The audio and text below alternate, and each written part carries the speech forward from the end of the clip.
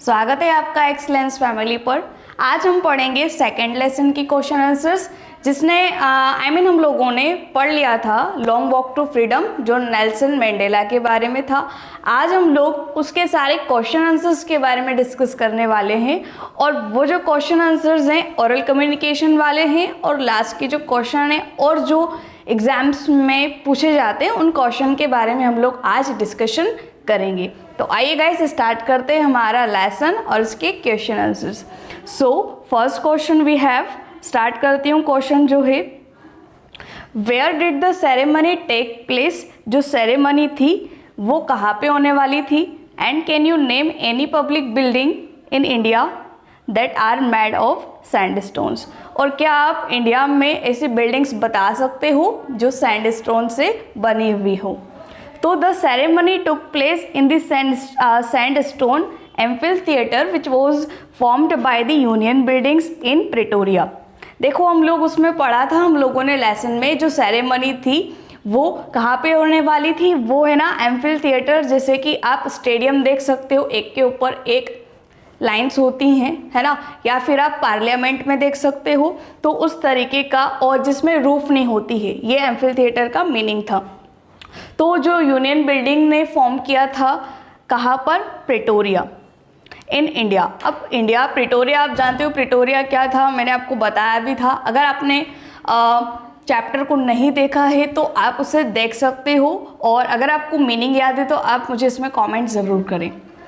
तो Pretoria in India, क्योंकि आपको वैसे तो पता होना ही चाहिए कि ये साउथ अफ्रीका की कैपिटल है। ओके, सो इंडिया में बात करते हैं कि Rashtrapati Bhavan and Red Fort are the buildings that made of red sandstones. हम जानते हैं कि राष्ट्रपति भवन और जो रेड फोर्ट है, और भी बहुत सारी बिल्डिंग्स हैं इंडिया में जो सैंडस्टोन से बनी, तो रेड सैंडस्टोन से बनी। सेकेंड क्वेश्चन पर मूव ऑन करते हैं। Can you say how 10th May is autumn day in South Africa. क्या आप कह सकते हो कि 10 मई का जो दिन था उस टाइम पर ऑटम डे था, है ना। तो हमें बताना है कि आप किस बेसिस पर ऐसा बोल सकते हो।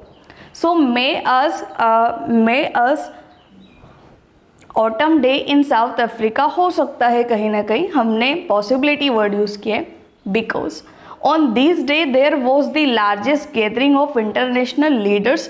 क्योंकि उस दिन इनॉग्रेशन का डे था, शपथ ली जाने वाली थी नेल्सन मंडेला के थ्रू। तो क्या होने वाला था, इंटरनेशनल लीडर्स, अलग अलग देशों के जो लीडर्स थे, नेता थे, वो आने वाले थे। कहाँ पर, on south African soil, south Africa की मिट्टी पर, for the installation of south Africa's first democratic non racial government. क्योंकि फर्स्ट टाइम साउथ अफ्रीका में लोगों के द्वारा कोई इलेक्शन किया गया, वोट किए गए, और एक पहले ब्लैक प्रेसिडेंट बने थे नेल्सन मंडेला। तो कहीं ना कहीं ये जो डे बताया गया है साउथ अफ्रीका में कि उस टाइम पर कहीं ना कहीं ऑटम डे रहा होगा, 10th मई का डे, क्योंकि उस दिन ऐसा होने वाला था, एक नॉन रेशियल गवर्नमेंट बनने वाली थी। इस नॉन रेशियल गवर्नमेंट का मतलब है कि जहाँ पर कोई अपार्थाइड ना हो। Question number 3, at the beginning of his speech Mandela mentions. जब मंडेला अपनी स्पीच को बताते हैं तो उन्होंने क्या मेंशन किया, N extraordinary human disaster. एक एक्स्ट्रा ऑर्डिनरी ह्यूमन डिजास्टर मतलब कि एक ज़रूरत से ज़्यादा एक आपदा नज़र आती है, और वो क्या है, what does he mean by this, और क्या मतलब है इस बात का, and what is the glorious human achievement, और शानदार अचीवमेंट क्या रही इंसानों की। he speaks of at the end, ऐसा उन्होंने एंड में कहा। तो एंड में उन्होंने क्या कहा वो हमको बताना है इन दो स्टेटमेंट्स के बारे में। ओके, सो फर्स्ट में हम लोग देख लेते हैं क्या है, by an extraordinary human disaster, है ना। ये जो लाइन है इसका मतलब बताना है। इसके द्वारा क्या कहा गया कि Mandela means to state the practice of apartheid in South Africa. ठीक है, अपार्थाइड में वो थे और कहीं ना कहीं शपथ लेने वाले थे, तो उस वक्त उन्होंने क्या कहा, देखो, during this there was a racial government based on colour and black suffered a lot. वो बोलते हैं, क्या बोलते हैं कि पहले रेशियल गवर्नमेंट थी जो क्या करती थी, भेदभाव करती थी कलर के बारे में। लाइक जो ब्लैक पीपल थे वो काफ़ी सफर्ड थे, पीड़ित थे, बहुत ज़्यादा alert they were not allowed freedom, वो किसी को फ्रीडम अलाउड नहीं करते थे, और any right to black people, और ना ही ब्लैक पीपल को कोई राइट मिलता था। Mandela spend 30 years in the prison. आप जानते हो हमने लेसन में पढ़ा था कि मंडेला ने 30 ईयर्स क्या किया है, मंडेला ने 30 ईयर्स जेल में बिताए थे। And he considered it as great glorious human, और वो कंसीडर करते हैं इस बात को कि ग्लोरियस ह्यूमन अचीवमेंट के बारे में, कि that a black person became the president of a country, है ना, कि एक जो हमारे जहाँ पे बहुत ज़्यादा अपार्थाइड हुआ करता था, और उसके बाद जो एक डेमोक्रेटिक इलेक्शन हुआ और उसमें ही पहले ब्लैक प्रेसिडेंट बन गए मंडेला। तो वो यही बात करते हैं कि ये जो हमारा सेकंड स्टेटमेंट है कि ग्लोरियस ह्यूमन अचीवमेंट, सबसे शानदार अचीवमेंट क्या रही, वो ये रही कि जो ब्लैक पर्सन थे वो बने president of a country South Africa के, and where the blacks were not even considered human being and were treated badly, जहाँ पर ब्लैक लोगों के साथ बिल्कुल बुरा व्यवहार किया जाता था, ट्रीटली बिहेव किया जाता था, किस तरीके से बेडली बिहेव किया जाता था। So at the end Mandela became the first black president in South Africa. Clear है? आंसर बहुत आसान है, वीडियो देखा नहीं है तो देख सकते हो आप जाकर, है ना, डिस्क्रिप्शन में लिंक होगा। तो आप एक काम कर सकते हो, स्टार्टिंग में आप क्वेश्चन आंसर फॉलो ना करें, पहले आप लेसन समझें, उसके बाद ही आपको क्वेश्चन आंसर्स डायरेक्टली समझ आएंगे। वरना आपको, वैसे तो एक बात और इंटरेस्टिंग है कि इसमें जो क्वेश्चन है सीरियल वाइज कहीं ना कहीं है, मतलब एक के बाद एक है, तो फिर भी आप इसे देख सकते हो ताकि आप जब फिर चैप्टर पढ़ोगे तो और ज़्यादा इंटरेस्टिंग होगा। Question number 4, what does Mandela thank the international leaders for. Mandela international leaders को थैंक्स क्यों कहना चाहते हैं, यहाँ पर किस लिए थैंक्स कहना चाहते हैं ये हमें बताना है। सो ही थैंक्स, वो थैंक्स करते हैं, धन्यवाद देते हैं इंटरनेशनल लीडर्स को for coming to take position with the native people. Native people का मतलब है जो देश में रहते हैं, देशी लोग, आई मीन इसे हम आप कह सकते हो। टेक पोजीशन, पोजीशन का मतलब हो जाता है सम्मान देना, कहीं ना कहीं आदर देना, है ना, तो जो मीनिंग नहीं आएगा ना वो आप नोट कर लेना। सो ही थैंक, वो थैंक करते हैं इंटरनेशनल लीडर्स का, बिकॉज क्यों करते हैं, क्योंकि वो आए इंटरनेशनल लीडर्स हमारे देश में आए साउथ अफ्रीका में, and it is a common victory, और एक साधारण विजय थी, विक्ट्री थी फॉर जस्टिस, जस्टिस के लिए, शांति के लिए, आई मीन न्याय, शांति और ह्यूमन डिग्निटी, और इंसानों के रेस्पेक्ट के लिए वो आए।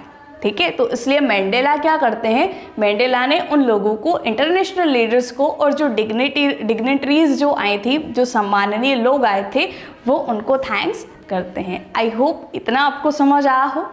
अब नेक्स्ट क्वेश्चन पे मूव ऑन करते हैं। गाइज आप स्क्रीनशॉट ले सकते हो सो दैट आप क्वेश्चंस को रिमेंबर कर पाएँ जो हम लोगों ने क्लियर किया है। Okay, so what ideas does Nelson Mandela set for the future of south Africa.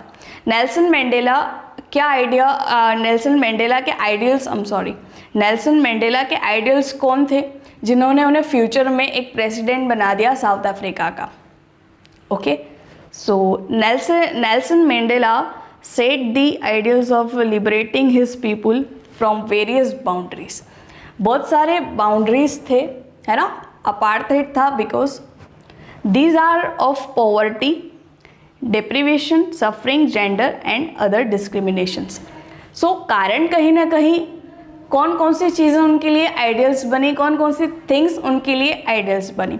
So not at all the things but it's very very interesting today, क्योंकि उनकी लाइफ में कहीं ना कहीं इन सब बातों का बहुत ज़्यादा इम्पोर्टेंस था, कि जैसे गरीबी थी, डेप्रीवेशन था। डिप्रीवेशन का मीनिंग मैंने आपको बताया था, इसे आप क्या कह सकते हो, कहीं ना कहीं जहाँ पर कहीं ना कहीं अपार्थाइड होता हो, डिफ्रेंशिएट किया जाता हो लोगों को किसी भी चीज़ के बारे में, सफरिंग हो, पीड़ित हो, जेंडर से रिलेटेड भेदभाव किया जाता हो, या फिर अदर कोई भी डिस्क्रिमिनेशन यानी रेशियल गवर्नमेंट हो सकती है ना, आई मीन और भी कोई डिस्क्रिमिनेशन, मतलब कि और भी कोई कारण हो सकते हैं जिससे साउथ अफ्रीका की जो सॉइल है, वहाँ के जो ब्लैक पीपल हैं, उनको बहुत ज़्यादा प्रॉब्लम होती हो। तो ये एलिमेंट्स थे कुछ, और इनके डिटेल जो मीनिंग है वो बुक में ग्लोसरी में कहीं ना कहीं गिवन है, तो आप उन्हें जाकर देख सकते हो कि अकॉर्डिंग टू चैप्टर्स का मीनिंग क्या है।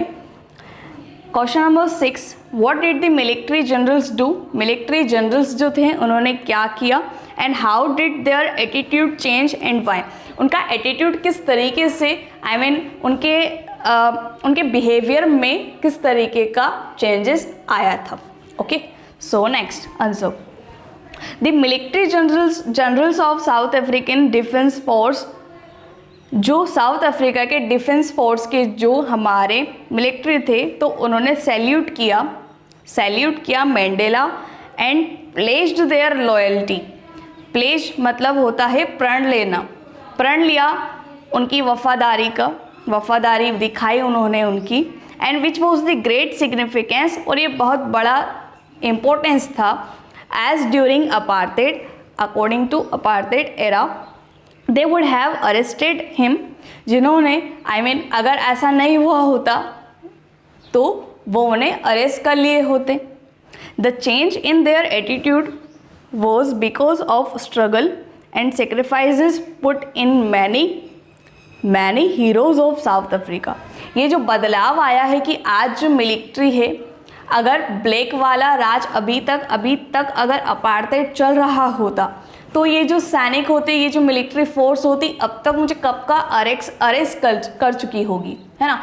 बट ऐसा अब नहीं हो रहा है, यही लोग मुझे सैल्यूट कर रहे हैं, तो what is the reason now? So reason यही था। क्या रीज़न था? रीज़न ये था कि बहुत सारे ऐसे हीरोज़ हुए, पेट्रियोटिक्स हुए, उनकी वजह से आज कहीं ना कहीं वो जो मिलिट्री फोर्स है वो उन्हें सैल्यूट कर रही है। ये उन्हें लगता है जब वो प्रण लेने शपथ लेने के लिए जाते हैं प्रेसिडेंट की। This struggle not only ensured the freedom of nation struggling with apartheid, है ना, ये बट है, सॉरी, है ना, but brought a change in mindset of many. आपको लगता है कि, क्या लगता है कि ये जो अपार्थाइड है ना, अपार्थाइड को मतलब दूर कैसे किया, काफ़ी स्ट्रगल किए गए, पेट्रियोटिक्स हुए, और यही जो है बदलाव लेके आया लोगों के माइंडसेट में। एंड ही बिलीव्ड दैट, वो बिलीव करते हैं कि that love comes naturally and in human heart rather than hate. नफ़रत की तुलना में अगर हम बात करें तो जो लव है वो क्या होता है, ऑटोमेटिकली नेचुरली आता है ना। 6 क्वेश्चन आप समझ गए होंगे, और 7th क्वेश्चन की ओर आगे बढ़ते हैं, है ना। वाई वर 2 नेशनल एंथम्स संग? अब है ना, आप देखोगे कि 2 नेशनल एंथम सॉन्ग गाए जा रहे थे, तो ऐसा क्यों किया गया, नेशनल एंथम्स क्यों गाया गया, है ना। सो पढ़ते हैं हम लोग। One the special occasion of the inauguration, आप जानते हो एक स्पेशल इनोग्रेशन था। 2 नेशनल एंथम्स, 2 नेशनल एंथम्स वर संग एज वर 2 मेन कम्युनिटीज़, जो अलग अलग कम्युनिटीज़ थी उनके द्वारा क्या किया जा रहा था, उनके द्वारा सॉन्ग गाए जा रहे थे, national anthem song, and one by the whites and other by the black, symbolising the equality of the blacks and whites were sung. दोनों को समान अधिकार देते हुए दोनों ने अपने अपने नेशनल एंथम्स गाए जा रहे थे। दोनों कम्युनिटीज़ के लोग अपने अपने नेशनल एंथम्स जो थे वो गा रहे थे। हालांकि हमने लेसन में रीड किया था कि दोनों, ब्लैक को वाइट को, दोनों के लिरिक्स का कोई मीनिंग, कोई अंदाज़ा उन्हें नहीं था, बिकॉज वो पहले हेट करते थे एक दूसरी कम्युनिटी से। ओके, सो नेक्स्ट क्वेश्चन पढ़ते हैं। ये सारे कम्युनिकेशन वाले क्वेश्चन हैं, आई hope you will understand. And 8th question हमारा इंटरेस्टिंग है, ये कहीं ना कहीं डिकेट्स के बारे में बताएंगे, हम दशकों की बात करेंगे, कहीं ना कहीं पास्ट के बारे में बात करेंगे, है ना। How does mandala describe the systems of government in his country, है ना। अब वो अपनी गवर्नमेंट, मतलब अपने देश में जो गवर्नमेंट थी उसके बारे में क्या क्या बताते हैं। तो फर्स्ट हमारे पास पॉइंट है कि इन द फर्स्ट डिकेड में क्या हुआ वो बताना है, and in the final decade of 20th century, 20वीं शताब्दी के आखिरी दशक में क्या हुआ वो हमको बताना है। सबसे पहले हम फर्स्ट का आंसर क्लियर करते हैं ना। सो हमारा आंसर है इन the first decade of the country whites erected a system of racial domination against the black, thus creating the basis of one of the harshest and most inhuman society the world had ever known। देखो first decade में क्या हुआ, अगर आपने lesson पढ़ा है तो आपको याद होगा। फर्स्ट डिकेड में ये हुआ था कि वाइट लोग जो थे उन्होंने इरेक्टेड किया एक ऐसा सिस्टम, इरेक्ट किया मतलब एक ऐसा सिस्टम, मेड किया बनाया। इरेक्टेड का मतलब होता है made something. So a system of racial domination, तो उन्होंने एक रेशियल डोमिनेशन बनाया। किसके खिलाफ बनाया? ब्लैक पीपल के खिलाफ। And thus creating the basis of one of the harshest, उन्होंने कठोर से कठोर नियम लागू किए ब्लैक लोगों पर। एंड इनह्यूमन सोसाइटीज़, बिल्कुल अमानवीय व्यवहार उनके साथ किया गया समाज में। And the world had ever known, जिसे दुनिया को दुनिया के लोगों को वो याद रहेगा। इस तरीके का उन्होंने क्या किया था, इस तरीके से उन्होंने इनह्यूमन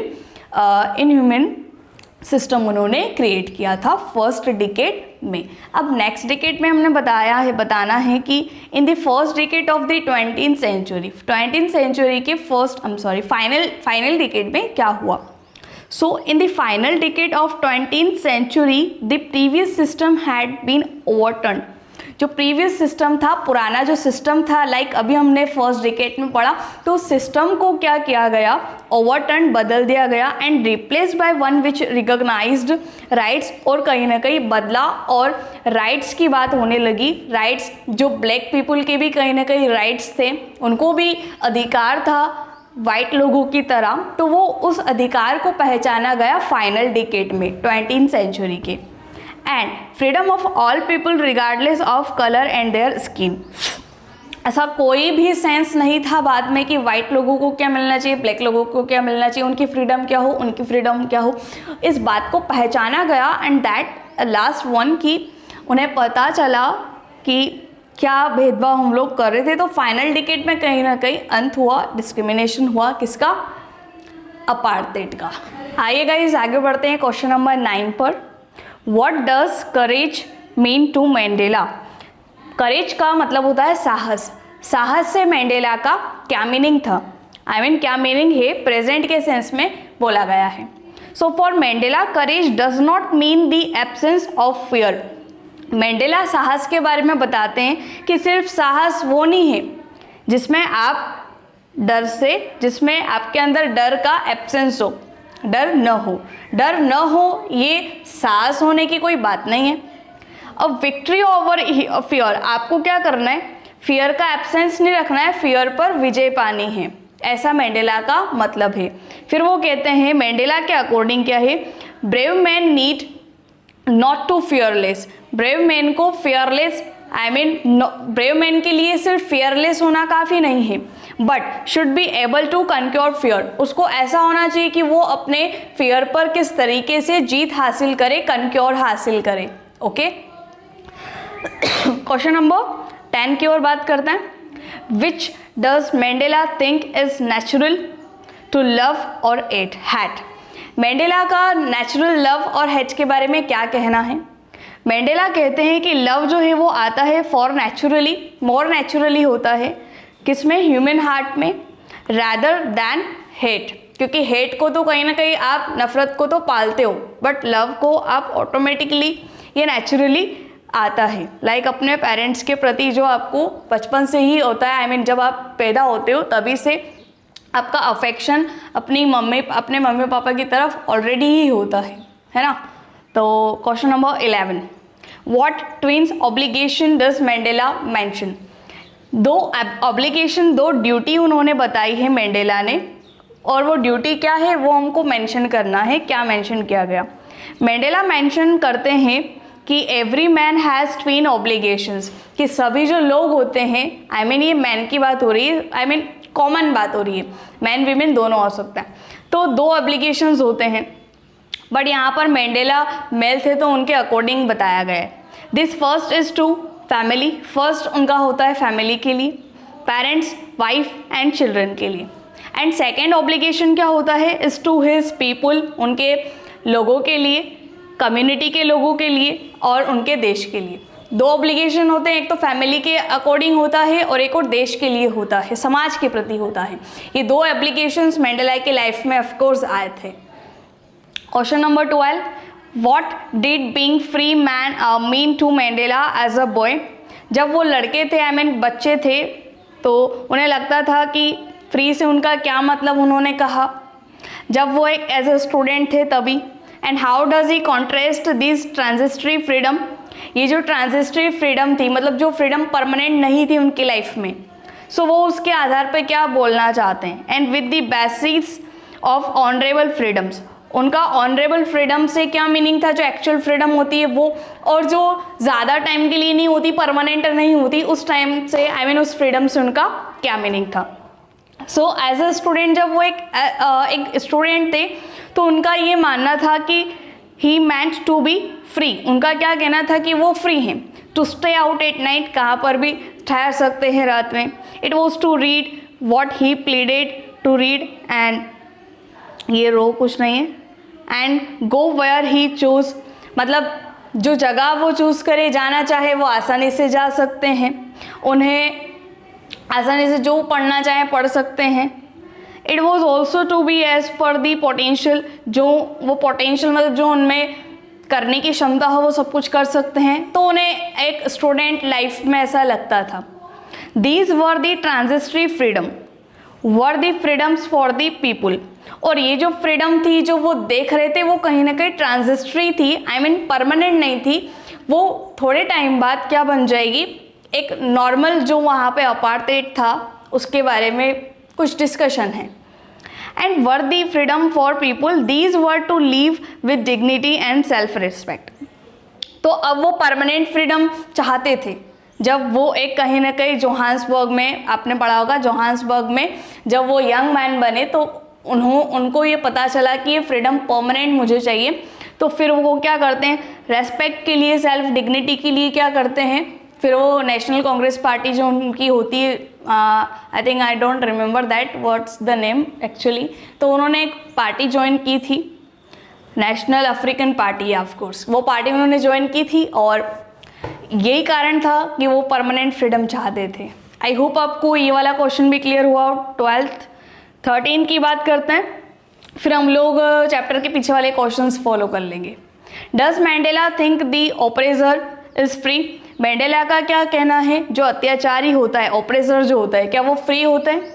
वाई, क्यों होता है और क्यों नहीं होता है, वाई नॉट, ऐसा क्यों है और क्यों नहीं है, दोनों आपको रीज़न देने हैं इस आंसर में। सो ये लास्ट कहीं ना कहीं हम लोगों ने पढ़ा था, लास्ट वाले पैराग्राफ में। So Mandela does not think that the oppressor is free. Mandela को लगता है, उनका मानना है कि ऑपरेसर फ्री नहीं है, बिकॉज अकॉर्डिंग टू हिम, उनके अकॉर्डिंग क्या है, an oppressor is a victim to hatred who is behind the bars of prejudice and narrow mindness. वो जो पर्सन है, जो ऑपरेसर है, वो क्या है, नैरो माइंडनेस है, मतलब कि उसकी सोच बहुत छोटी है, वो प्रीजुडिस करता है, पक्षपात करता है बार्स ऑफ प्रीजुडिस लोगों के साथ, एंड कहीं ना कहीं विक्टिम होता है ऑफ हैटर्ड, कहीं ना कहीं नफरत के शिकार होते हैं वो, है ना, क्योंकि आप किसी पर अगर अपना रौब जमाना चाहते हो, है ना, या फिर आप उसको अपने रंग में ढालना चाहते हो, आप उस पर राज करना चाहते हो, तो वो बंदा भी कहीं ना कहीं फ्री नहीं है, वो भी जकड़ा हुआ है, क्योंकि लोग उसको नफ़रत की नज़र से देखेंगे। बात सही है ना मेरी, of course. So he realises, तो उन्हें रियलाइज होता है कि that both the oppressor and oppressed, जो ऑपरेसर है, जो अत्याचारी हैं, जो ऑपरेस्ड, जो अत्याचार सहन करता है, are robbed of their humanity and peace. तो उस ऑपरेसर ने ऑपरेस्ड के सारे जो फ्रीडम्स वगैरह हैं, ये सब कुछ उसने रॉब कर लिए हैं, चुरा लिए हैं, और उनकी शांति को भी चुरा लिए, मानवता को चुरा लिए, क्योंकि अपार्थाइड जैसा एक डिस्क्रिमिनेशन की बात हुई है साउथ अफ्रीका की, है ना। तो I hope you are getting the idea and all about the questions, and then we will follow contracts question, मतलब कि जो हमारे चैप्टर के पीछे हैं कुछ 5 क्वेश्चंस हैं। ये क्वेश्चंस थोड़े बड़े हैं, वो इसलिए हैं क्योंकि इसमें एक में 2 क्वेश्चन हो सकते हैं, 3 क्वेश्चन हो सकते हैं, इस तरीके से। सो फर्स्ट क्वेश्चन की बात कर लेती हूँ मैं। Why did such a large number of international leaders attend the inauguration? Large number की संख्या में, बड़ी संख्या में इंटरनेशनल लीडर्स ने, डिग्नेटरीज ने उस इनॉग्रेशन को क्या किया, अटेंड किया. एंड वाई, क्यों किया, ये क्वेश्चन है हमारा, why. And what did it signify the triumph of, तो ये किस बात की इंपॉर्टेंस थी, मतलब ऐसा क्या था, ऐसा क्या उन्होंने ट्रिम्फ, विजय पाली थी कि जिस पर वो इंटरनेशनल लीडर्स आने वाले थे, है ना. तो ऑल अबाउट योर आइडियाज़ जो आपने लेसन में पढ़ा है वही है कि the international leaders showed a gesture of solidarity from international community to the idea of end of apartheid. Clear है, बिल्कुल साफ साफ. इंटरनेशनल लीडर्स शो करने आए थे उनका जेस्चर कि वो क्या रिएक्ट करते हैं, of solidarity from international community, international community में आए थे वो, अपना एक आइडिया जो अपार्थाइड का एंड हुआ था इसलिए आए थे. And it was the significance of the victory of good, कहीं ना कहीं अच्छाई पर विजय पाई थी ओवर इविल, इविल को हटाकर. And triumph of A tolerant society, और एक आदर्श सोसाइटी की स्थापना हुई थी विदाउट डिस्क्रिमिनेशन, जहाँ पर भेदभाव न होता हो. आई hope you will getting the idea and this question will be clear. Next question, what does mandala mean when he says, mandala का क्या मतलब है जब वो कहते हैं सिंपली कि simply the sum of all those African patriots. ये बिल्कुल कुछ नहीं है, वो आज जो भी बने हैं सारे पैट्रियोट से मिलाकर बने. जो पैट्रियोट नहीं कर पाए, ब्लैक अपार्थाइड को नहीं हटा पाए, तो वो उन्होंने हटाए, तो वो टोटल सम है ऑल पैट्रियोटिक्स का. And who had gone before him, तो वो उस बारे में क्या कहना चाहते हैं और वो कौन थे जो उनके पहले चले गए थे, उनके नाम बताने पैट्रियोटिक्स के. Very interesting topic and question. He is the some, जो नेल्सन मैंडेला है वो सम है ऑल दोज अफ्रीकन पैट्रियोटिक्स का, देशभक्त का. मैंडेला चाहते हैं to pay his tribute to all people who have sacrificed their lives, जिन लोगों ने, जिन पैट्रियोटिक्स ने उनकी पूरी लाइफ को कुर्बान किया, किसके लिए, for the sake of freedom, freedom के लिए. सो ही सैज, तो वो कहते हैं कि he is grateful to those who had gone before him, कि वो बहुत ग्रेटफुल हैं, आभारी हैं उन सारे देशभक्तों का. किसके लिए, because those heroes of past, क्योंकि पास्ट में जो हीरोज हुए थे, made the path of cooperation and unity, वो एक रास्ता बना के गए कोऑपरेशन का, सहयोग का और एकता का. इसमें नाम भी आप बता सकते हो कौन कौन से हमारे साउथ अफ्रीका में, कौन कौन से साउथ अफ्रीका के पैट्रियोटिक्स हुए थे जिन्होंने अपार्थाइड के बारे में कहीं ना कहीं लड़ाई की थी, है ना. So third question we have, would you agree, क्या आप एग्री करोगे किस बारे में, कि जो डेप्थ है ऑफ ऑपरेशंस, ऑपरेशन का मतलब होता है अत्याचार. सो डेप्थ एक नाउन है और डेप्थ का मतलब होता है गहराई. तो क्या आप अत्याचार के बारे में क्या आप गहराई से जान सकते हो. Create Heights of character, Heights of characters भी बताने के जो लोगों ने अत्याचार सहन किया. आई मीन इसमें हम एक्चुअली नाम भी दे सकते हैं, उसमें भी दे सकते थे. How does Mandela illustrate this, Mandela कैसे इस बात को एलोबरेट करते हैं. And can you add your own example to this argument. इस आर्ग्यूमेंट में क्या आप अपना एग्जाम्पल भी ऐड कर सकते हैं, ये हमें बताना है. So it's very much about clear that कि क्वेश्चन हमसे क्या कह रहा है, हम अपनी लैंग्वेज में लिखना है हमें इसको, है ना. I agree with this statement that depth of operation, आप कह रहे हो कि आप अग्री करते हो कि क्रिएट्स हाइट्स ऑफ कैरेक्टर, कि हाइट्स ऑफ कैरेक्टर्स हमें देखने को मिले हैं. नेल्सन मैंडेला इलस्ट्रेट्स, एलिब्रेट करते हैं these by giving examples of great heroes of south Africa. South Africa के कुछ हीरोज़ हैं, उनके बारे में वो बताते हैं कि उन्होंने क्या क्या कैसे कैसे किया. So Oliver Tambo, Walter Sisulu and other who have inspired, और भी नेम आप लिख सकते हो, हु वर इंस्पायर्ड, जिनकी वजह से वो इंस्पायर्ड हुए थे, प्रेरित हुए थे. सेक्रीफाइस किया their lives in long freedom struggle, काफ़ी स्ट्रगल किया उन्होंने लेकिन एक्चुअली में नहीं कर पाए थे. बट ऑल सम है किसका, पैट्रियोटिक्स का. कौन, Nelson Mandela. India is full of such examples बहुत सारे एग्जाम्पल्स आप दे रहे हो कि during our freedom struggle there was a galaxy of leaders of great characters. हमारे यहाँ पर भी बहुत इंडिया के भी कैरेक्टर्स की हम बात करेंगे। The operation of British rule, जो ब्रिटिश रूल के अत्याचार थे, क्रिएट किया और एनकरेज किया लोगों को, पीपल को, ऑफ नोबल कैरेक्टर्स, बहुत सारे नोबल कैरेक्टर्स हुए ब्रिटिश रूल्स की वजह से। लाइक आप कह रहे हो Mahatma Gandhi and Lala Lajpat Rai, Jawaharlal Nehru, Sardar Bhagat Singh and many more, और भी बहुत सारे हमारे पैट्रियोटिक्स थे। इफ़ वी कंपेयर दैम, यदि हम उनको कंपेयर करते हैं तो with the quality of the political leaders India is having today, आज जो भी है इंडिया, उनकी क्वालिटीज़ की वजह से, ये लीडर्स की क्वालिटीज़ जो उनमें कहीं ना कहीं जो गुण थे, उनकी वजह से हम लोग आज फ्रीडम को एक्सेप्ट कर पाए हैं। And then Nelson Mandela seems to be absolutely right. और यही बात है कि नेल्सन मंडेला की जो बात है वो एब्सोल्युटली सही है कि वो सम थे कहीं ना कहीं ऑल पैट्रियोटिक्स का। आई होप आपको थर्ड क्वेश्चन भी बिल्कुल क्लियर हुआ हो। अगर कोई डाउट आ रहा है तो आप कॉमेंट कर सकते हैं मुझे। Fourth question, I hope it's last question. अच्छा, 2 क्वेश्चन और हमारे पास है, इसे हम कर लेते हैं और सेशन का एंड करते हैं। How did Mandela understanding of freedom change with age and experience. Freedom है ना, उनकी एज के अकॉर्डिंग चेंज होती गई। उन्हें बचपन में लगता था कि वो काफ़ी फ्री हैं, हर जगह आ जा सकते हैं, बट इन फ्यूचर ऐसा कुछ नहीं हुआ। वो कहीं ना कहीं एकदम अलूफ हो गए, अपार्ट हो गए। फ्रीडम उन्हें एक्चुअली नहीं मिल पा रही थी जो उन्हें चाहिए थी। सो एज के अकॉर्डिंग वो फ्रीडम को किस तरीके से एक्सपीरियंस करते हैं वो हमें बताना है। देखो, with the age of experience Mandela understood the real meaning of freedom. जैसे जैसे उनकी उम्र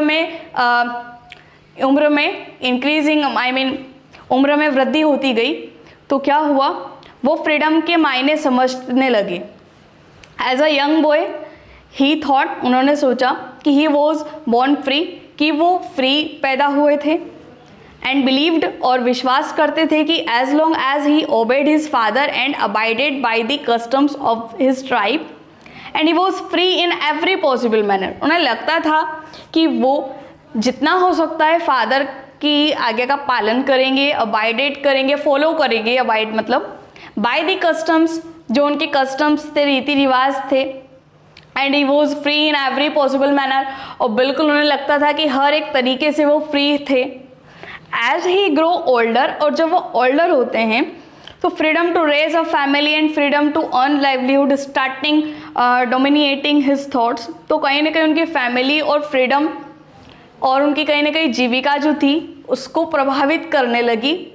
क्या चीज़? अपार्थाइड। ग्रेजुअली क्या होता है, धीरे धीरे ही रियलाइज, उन्हें पता चलता है कि that he was selfish during his boyhood. तो उन्हें लगता था कि वो बॉयहुड में काफ़ी सेल्फिश थे। ही स्लोली अंडरस्टूड, उन्हें धीरे धीरे समझ आया कि that it was not just his freedom, ये फ्रीडम सिर्फ उनके लिए नहीं है।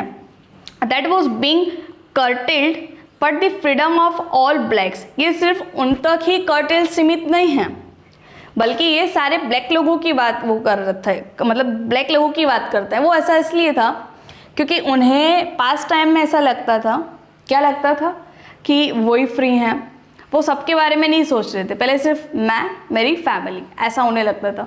फिर बाद में जब उनको सिचुएशन पता चलती है कि भाई ये मेरे साथ नहीं है, और भी बहुत सारे लोग हैं, और भी बहुत सारी फैमिलीज़ हैं, तब उन्हें ऐसा लगने लगा कि अब मुझे मेरे लिए नहीं सबके लिए कुछ करना चाहिए। तब उनके मन में ये फीलिंग आती है कि उन्हें आगे अब क्या करना चाहिए ड्यू टू अपार्थाइड। सो फिर आगे बढ़ते हैं। It was the freedom from fear and prejudice. देखो, it was the freedom from fear, मतलब वो आज़ादी चाहते थे फियर से, एंड पक्षपात से, प्रिजुडिस से। Age and experience widened his perspective of freedom. जैसे उनकी एज बढ़ती गई, उनको एक्सपीरियंस होता गया और बड़े तौर पर पर्सपेक्टिव ऑफ फ्रीडम, और वो फ्रीडम के पर्सपेक्टिव में काम करने लगे। उन्हें लगने लगा कि अब वो फ्रीडम के बारे में कहीं ना कहीं सोचेंगे और कुछ ना कुछ ऐसा ज़रूर करेंगे जिससे अपार्थाइड का डिस्क्रिमिनेशन हो जाए। Clear? So last question we have, and ये बहुत अच्छा है फ्रीडम के अकॉर्डिंग, आप देख सकते हो। How did Mandela hunger for freedom, change his life, hunger for freedom, freedom की भूख, इस बात ने उनकी लाइफ को कैसे चेंज किया वो हमको बताना है। सो क्या है पढ़ते हैं। मैंडेला रियलाइज्ड हिज यूथ, जब वो युवा हुए तो उन्हें रियलाइज़ हुआ कि it was not just his freedom, ये सिर्फ उनके फ्रीडम की बात नहीं थी, पास्ट की बात हो रही ना, वो आ रहे, and that was being curtailed but the freedom of all blacks, ये वही बात है जो हमने ऊपर पढ़ ली कि ये सिर्फ ब्लैक लोगों के लिए ही है, आई मीन सिर्फ मेरे लिए नहीं, और भी बहुत सारे लोग हैं जो उससे कहीं ना कहीं प्रभावित हैं। These changes had completely changed his life style, ये जो बात थी इस बात ने उनकी लाइफ को उनकी लाइफ स्टाइल को काफ़ी ज़्यादा परिवर्तित किया, बदल दिया।